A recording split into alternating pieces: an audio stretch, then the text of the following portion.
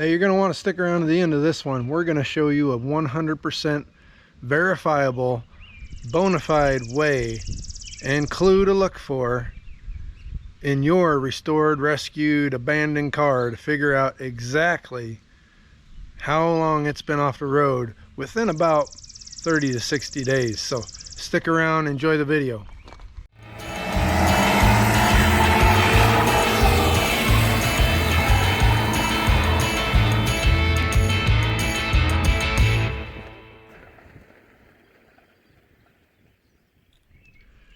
Hey, we're back. We've got patients arriving. So we have two. One's here. We got to go get the other one. Two fun little projects. One runs, or well, hasn't run. It runs now. It hasn't run in about a year. 1972 Plymouth Valiant. Came with the slanted 6-cylinder and swapped to a 318 somewhere along the line, and then swapped from a 2-barrel to a 4-barrel somewhat recently, and then now it's just got issues. It's making marks on the trailer. It's leaking at least green stuff, oil. I don't think transmission fluid, vacuum. I think I heard a big vacuum leak when we ran it, and maybe fuel. Pretty solid car though overall. We'll do a walk around with some of the issues that it has. Oh yeah, and it's got like 12% brakes, so that's good with a tiny car and a V8 and a 4-barrel. But yeah, let's get this off the trailer, and then we're gonna go get patient number 2, and that's even, I mean, just as cooler, I think. Might be a little cooler. Yeah.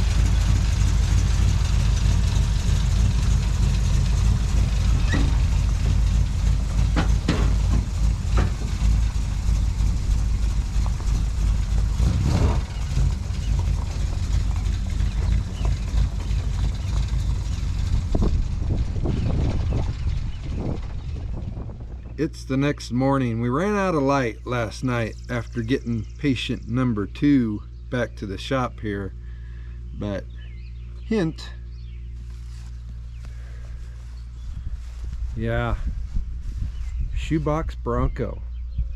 We'll do the walk around after we get it off the trailer here, but 74, I believe, never been painted, fairly rust free, V8 automatic air conditioning, has the top, has everything there, hasn't ran in, gosh, probably at least 10 years.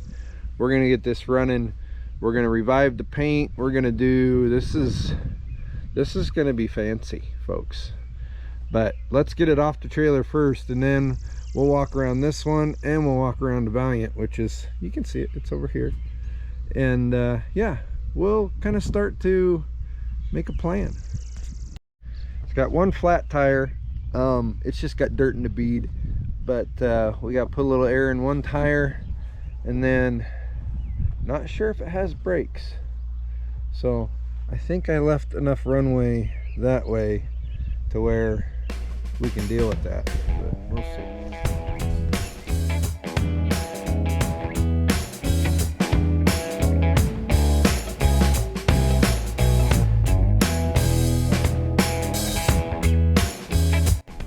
Oh, rock hard.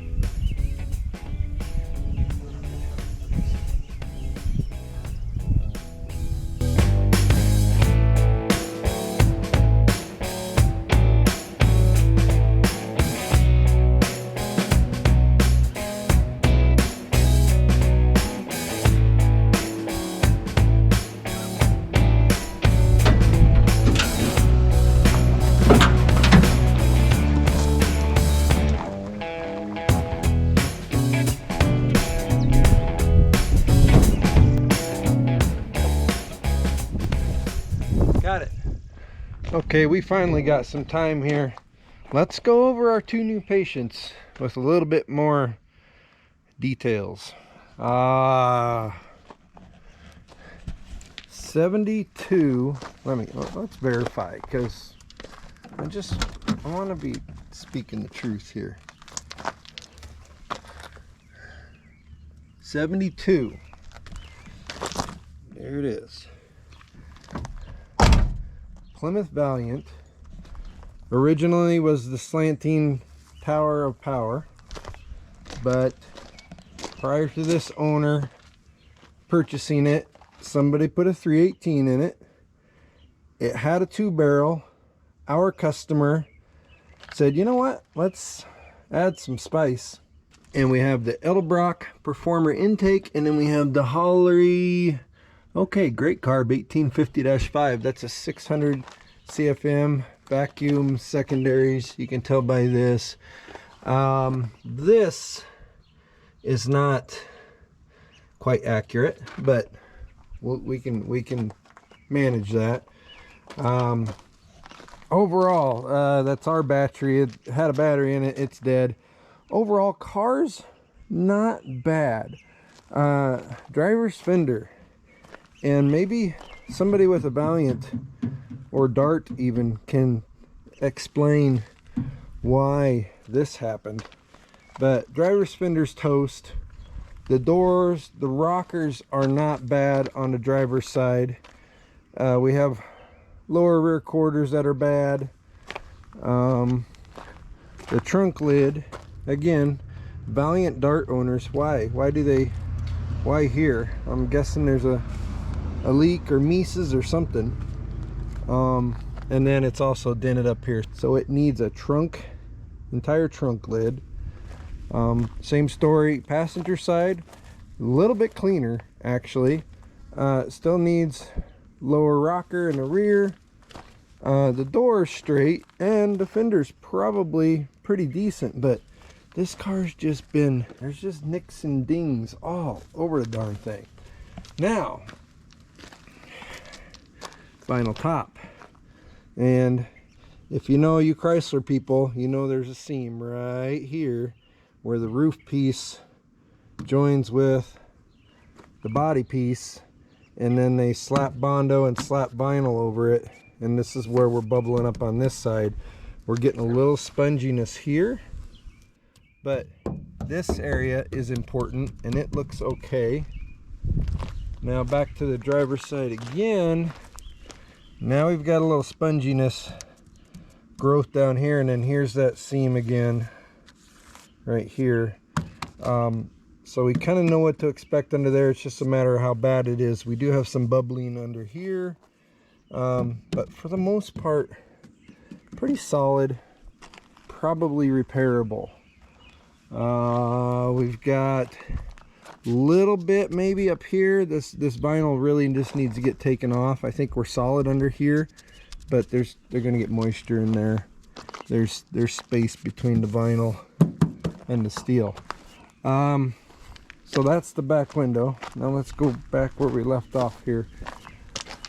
Hood is kind of twerked, kind of dented up.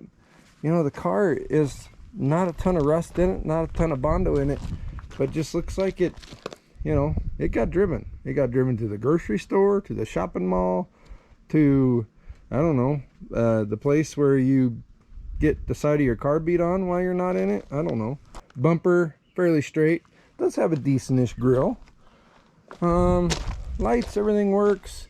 The interior's not bad. Got a black interior in it, got the houndstooth, a little worn through where the driver sits. Back seat's looking really nice, carpet looks nice, headliner is mostly there. Yeah, so the interior is holding up. We got a funky little, you know, 80s aftermarket steering wheel.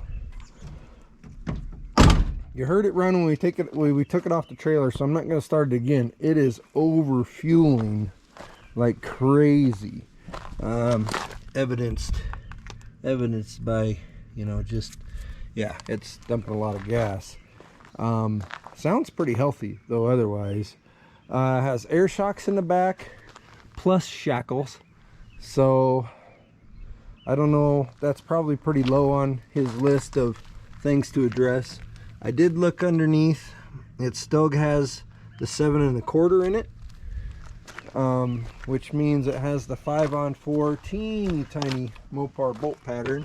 We've got some aluminums in the back, 14s, and then we've got some factory Mopar rally style wheels in the front. And I would assume, I mean, those 5x4 wheels they're hard to find, so that's probably why we got fancies on the back and semi-fancies on the front. But yeah, so customer complains it doesn't come back to idle correctly. These two springs fight one another. We've got a bind in the throttle cable here. There's a spongy stop, so things in the base plate of this carburetor aren't happy. Now, local shop did do some work to this, rebuilt the carburetor. I think he put it on himself, but yeah, we're gonna go through it again just so you know what's been done. It is a good, reliable, one of the best, you know, street carburetors out there as far as I'm concerned. We got green coolant leaking here. We think we might have a fuel leak out of this general area. The oil leaks, that might just be a drain plug, but we'll get it up in the air and see. And we're not sure about the transmission. The brakes are about 28%. Just getting it on and off the trailer was a little bit of an adventure because it tries to push right through the brakes. But again, we fixed the carb, then we'll look at some of the brakes and see if they need adjustment, repaired, whatever.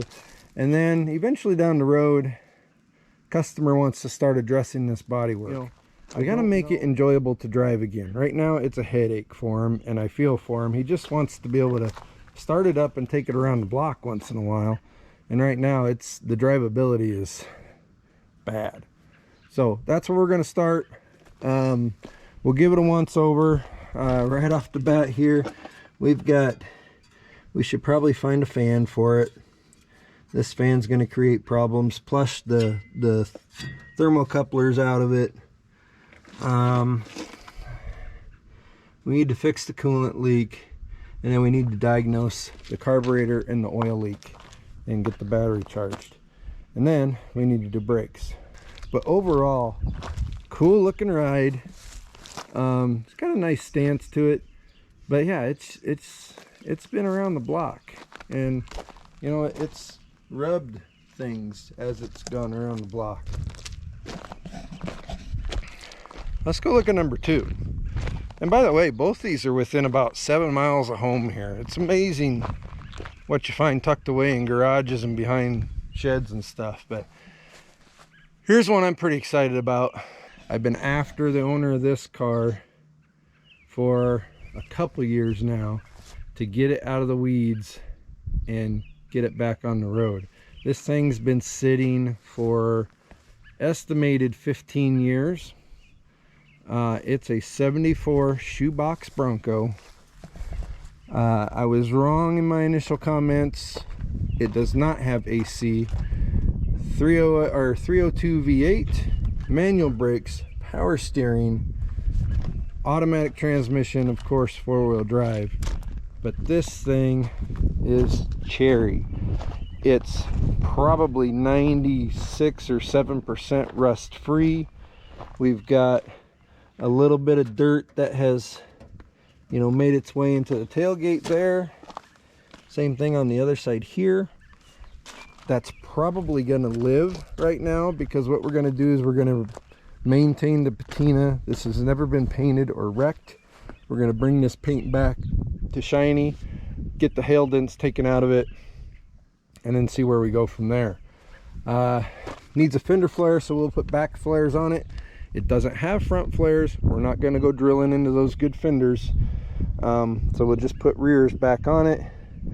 The hail got the marker lights, the hail got the windshield, some of the trim. We'll see where that kind of takes us, but the big thing is it hasn't run in 15 years or so.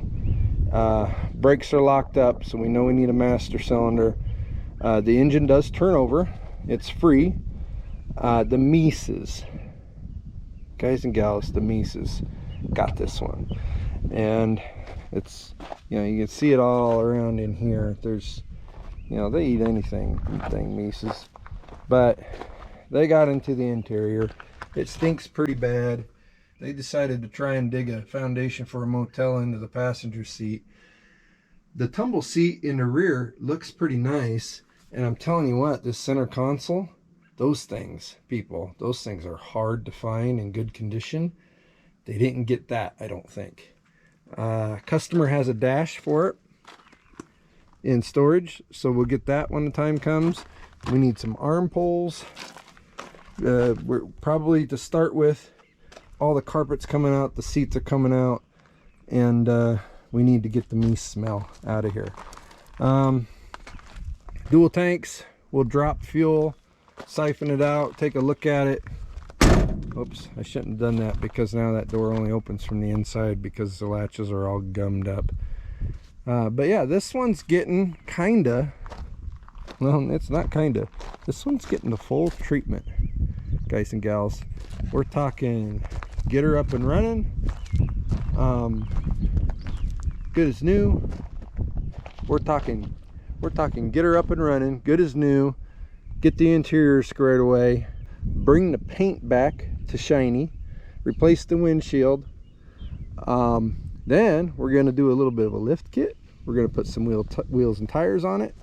I think right now customer says, I really like the factory bumpers, but I also kind of think I want to do something a little meatier, and then we'll put those on the shelf just like we will with the factory hubcaps and wheels.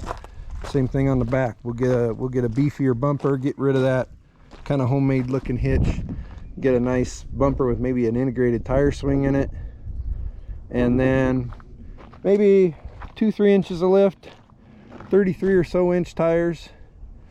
This one's going to be a doozy when it's done, and it's going to be around for a while. This all isn't all going to happen in a week or two, but you know, we'll keep you updated, I promise. So those are our two new patients. We're gonna get our hands on them here pretty quickly. I got a couple things to switch up this weekend. Next weekend, we're doing a car show at church in Marquette, Nebraska. I'm gonna throw the flyer here in this video somewhere.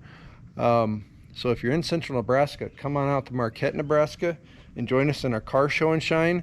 We will have the Jeep, the Corvette, the shop truck, and maybe another little surprise there for people to gander on. And yeah, so we're gonna get some of that stuff kind of fiddled around with and ready to go this weekend. And at the same time, we'll do a preliminary look at the Valiant and at the Bronco and start to formulate a plan with those customers on how they want to proceed with the healing. So yeah.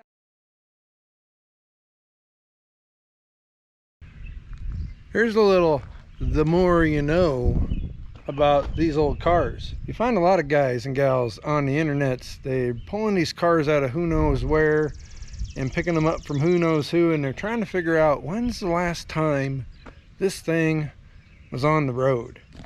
Well, the owner of the 74 Bronco here is a good friend of ours, and he guessed 12 to 18 years, I think he told me in a text message. And I thought, well, gosh, that's a pretty narrow window. We get it, you know. You can tell by the age of the tires. We're not going to try to look at the date codes, although that is one way that you could guesstimate, you know, how long the thing's been off the road is the last time it had tires. So we could look there. Maybe there's a registration, something like that. Oh no, if that was in here, the Mises ate it a long time ago. Any other paperwork, any other little clues in here? There's a bucket, there's a hubcap. Somewhere there's, ooh, 3 out of 4 factory hubcaps, but those aren't going to help us out in that. Maybe if we flip the seat up here. Ooh, it still works even. Oh, look, here we go. Now, depending on how long it's been, this could be a valuable clue. Let's take a look at this thing here. Back side. Whoop, nope, there it was. Here it is. They got some empties in here. Had a couple of road sodas. You know, probably out maybe irrigating, checking cows, something. But we had a few. Dad Pops. Nice thing about Dad Pops for quite a while now, they've been telling you when they were born. So this 12-pack container of the Bush Lattes was in the back on the floor, 8th of November 2006. Now, maybe somebody kept this in their fridge for 14 years or so before they drank it, but I doubt it. I bet it was pretty fresh when the cans got crinkled. So yeah, somewhere fall of 2006. 16 years this thing's been out of commission, and we're going to bring it back to 100%. So hey, you look for clues where you look for clues, and you find them sometimes in odd places. So keep your eyes open when you're looking through these old cars, ladies and gentlemen. Thanks for watching this one. Appreciate you. We'll catch you on the next one.